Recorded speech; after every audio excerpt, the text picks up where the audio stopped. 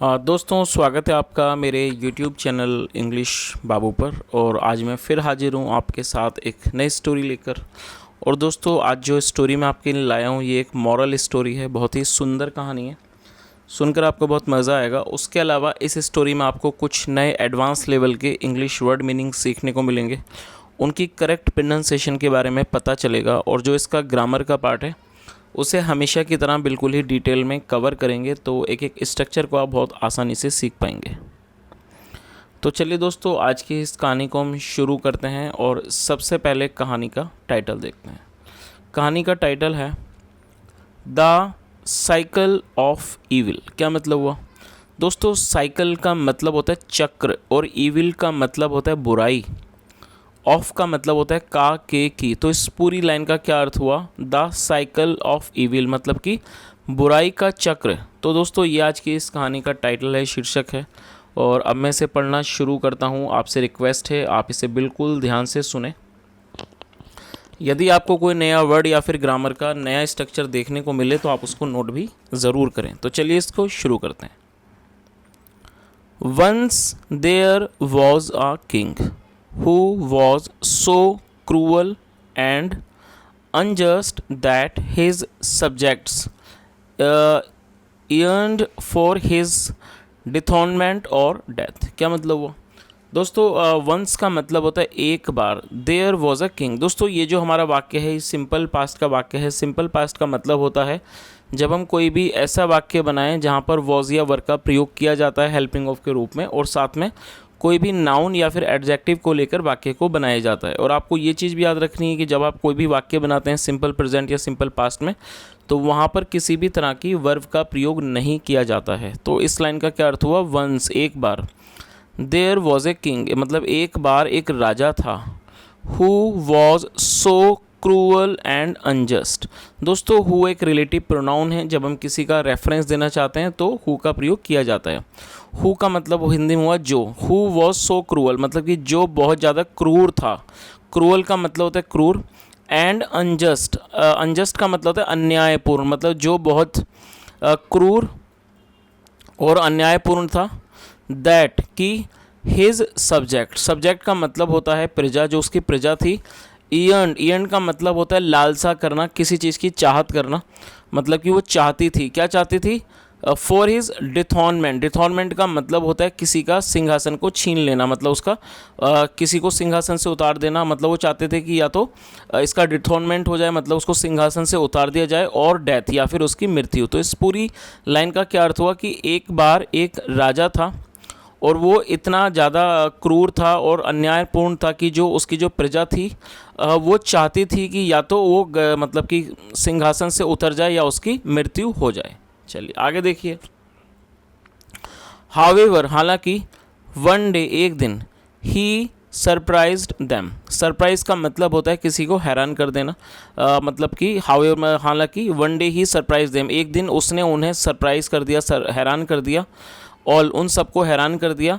Bye announcing, announce का मतलब होता है घोषणा करना, घोषणा कर कर कर कर कर दैट की ही हैड डिसाइडेड कि उसने फैसला कर लिया है टू चेंज हिज पॉलिसीज़, अपने नियमों को बदलने का। तो दोस्तों, इस पूरी लाइन का क्या अर्थ हुआ कि हालांकि एक दिन उसने सबको हैरान कर दिया इस बात की घोषणा करके कि उसने तय कर लिया है, फैसला कर लिया है कि वो अपनी जो नीतियां हैं वो उनको बदलेगा। चलिए आगे देखिए। नो मोर क्रूअल्टी, नो मोर इनजस्टिस। क्या मतलब हुआ? क्रूअल्टी का मतलब होता है क्रूरता और इनजस्टिस का मतलब होता है अन्याय। नो मोर क्रूअल्टी, नो मोर इनजस्टिस मतलब कि अब और क्रूरता नहीं और अन्याय नहीं। ही प्रॉमिस्ड, उसने वादा किया। तो इस पूरी लाइन का क्या मतलब हुआ? उसने वादा किया कि अब और जो क्रूरता है वो नहीं होगी और जो और ज़्यादा जो अन्याय है वो नहीं होगा। And he was as good as his words, और वो अपने शब्दों के अनुसार ही, मतलब जैसे उसके शब्द थे उन्हीं के अनुसार वो हो गया। And he was as good as his word मतलब वो अपने शब्दों के अनुसार ही वो बदल गया। He became known as the gentle monarch. क्या मतलब हुआ? ही बिकेम नॉन मतलब उसे जाना जाने लगा एज द जेंटल मोनार्क मतलब एक सज्जन राजकुमार के रूप में, सम्राट के रूप में उसको जाना जाने लगा। चलिए आगे देखिए। Months after his transformation, one of his minister plucked up enough courage to ask him what had brought about his change of heart. क्या मतलब हुआ? Months after his transformation, transformation का मतलब है परिवर्तन, मतलब कि उसके परिवर्तन के कुछ महीनों के बाद वन ऑफ हिज मिनिस्टर्स, जो उसका एक मंत्री था, प्लग्ड अप इनफ करेज, मतलब उसने साहस जुटाया, उसने पर्याप्त साहस जुटाया टू आस्क, ये पूछने का, उससे ये पूछने का, what had brought about his change, मतलब ऐसा क्या हुआ जिस जो उसके जीवन में चेंज लेके आया, मतलब परिवर्तन लाया, ऑफ हार्ट, मतलब जो उसका जो दिल था, उसका जो हृदय था, वो हृदय परिवर्तन हो गया, वो उसका क्या रीज़न था। एंड द किंग आंसर, और जो राजा था उसने जवाब दिया। चलिए आगे देखिए।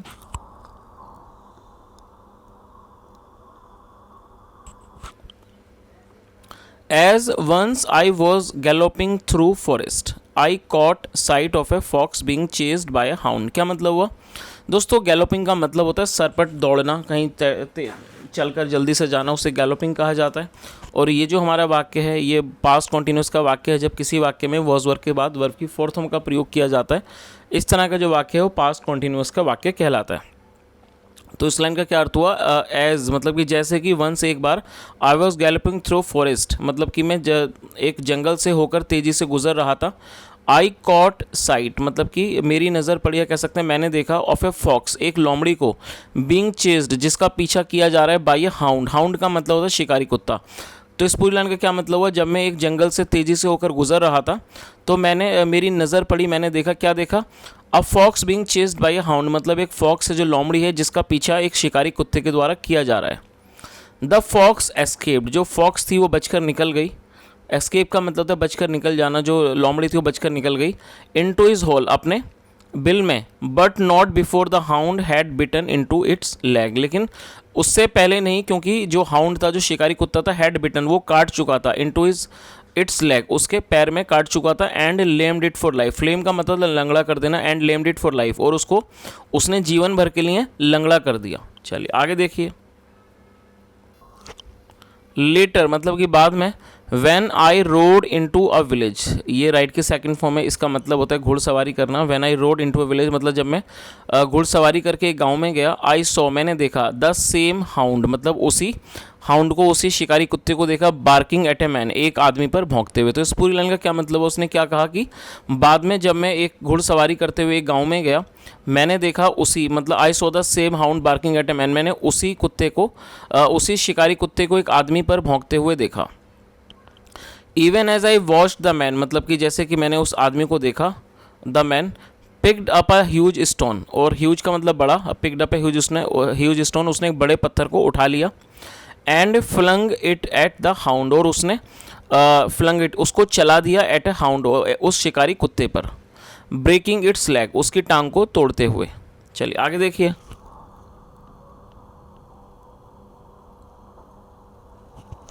The man had not gone far when he was kicked bye a horse. क्या मतलब हुआ?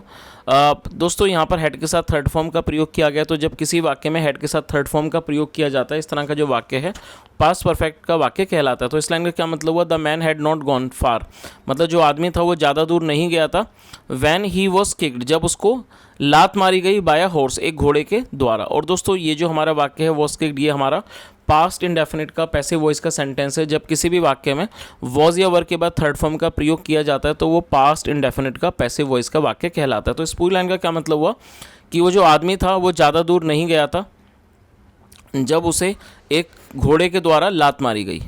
His knee was shattered and he fell on the ground. और दोस्तों ये फॉल की सेकंड फॉर्म है, फेल मतलब गिर जाना, फेल ऑन द ग्राउंड। तो इस लाइन का क्या मतलब हुआ? हिज नी वॉज शैटर्ड, जो उसकी जो नी थी, मतलब जो घुटना था वो शैटर्ड, वो चूर चूर हो गया, मतलब वो टूट गया। And he fell on the ground, और वो ज़मीन पर गिर गया। डिसेबल्ड फॉर लाइफ, और जीवन भर के लिए विकलांग होकर वो ज़मीन पर, डिसेबल्ड फॉर लाइफ, और वो जीवन भर के लिए विकलांग हो गया। चलिए आगे देखिए।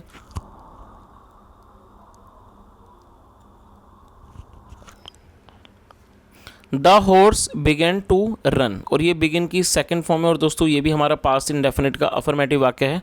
द हॉर्स, और ये बिगिन की सेकंड फॉर्म है, began the horse began to run, जो घोड़ा था वो दौड़ने लगा। But it fell into a hole, लेकिन वो एक गड्ढे में गिर गया। फॉल की सेकंड फॉर्म है, but it fell into a hole, लेकिन वो एक गड्ढे में गिर गया। एंड ब्रॉक इट्स लेग, और उसने अपनी टांग तोड़ ली। चलिए आगे देखिए। रिफ्लेक्टिंग ऑन ऑल, रिफ्लेक्ट का मतलब होता है किसी चीज़ का प्रतिबिंब, रिफ्लेक्टिंग ऑन ऑल मतलब इन सब चीज़ों को देखकर, reflecting on all that had happened मतलब कि जो हुई थी, आई थॉट मैंने सोचा, क्या सोचा, ईविल बिगेट्स ईविल। दोस्तों ईविल बिगेट्स ईविल का मतलब होता है कि बुराई को जन्म देती है। तो इस पूरी लाइन का क्या मतलब हुआ कि रिफ्लेक्टिंग ऑन ऑल दैट मतलब कि जो दिख रहा था, रिफ्लेक्ट हो रहा था, on all that had happen जो भी हुआ था, आई थॉट मैंने सोचा, ईविल बिगेट्स ईविल मतलब जो बुराई है वो बुराई को जन्म देती है।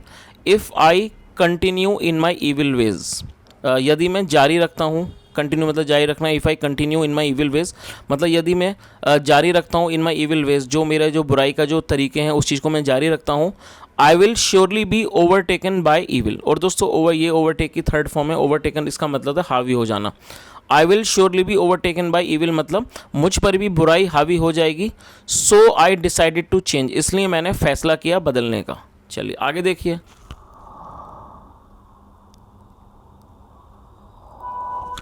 The minister went away convinced that the time was ripe to overthrow the king and seize the throne. क्या मतलब हुआ, द मिनिस्टर वेंट अवे, और दोस्तों ये गो की सेकंड फॉर्म है, the minister went away convinced. और दोस्तों कन्विंस्ड एक एडजेक्टिव है, कन्विंस का मतलब होता है किसी बात के बारे में एकदम निश्चिंत हो जाना, किसी बात पे एकदम राज़ी हो जाना, उसे कन्विंस कहा जाता है। जब कोई व्यक्ति किसी भी बात पर एकदम निश्चित हो जाए तो the minister went away convince, जो मिनिस्टर था, मंत्री था, वो चला गया कन्विंस्ड मतलब इस चीज़ से निश्चिंत होकर, दैट की the time was ripe, ripe का मतलब था पका हुआ, कि जो समय है वो बिल्कुल सही पका हुआ है।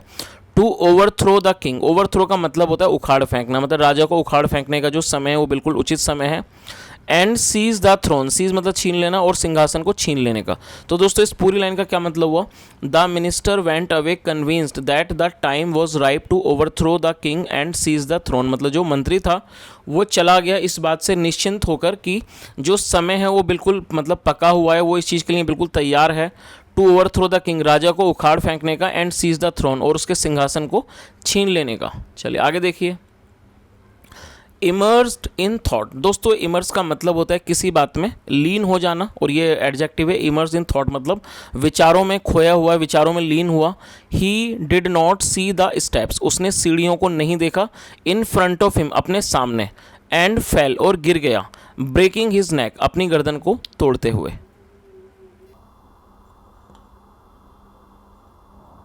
और दोस्तों यहाँ पर आप इस चित्र को भी देख सकते हैं कि ये जो व्यक्ति है, जो मंत्री है, जो ये सोच रहा था कि वो राजा को गद्दी से उतार देगा, वो व्यक्ति नीचे गिर गया और उसके गर्दन टूट गई।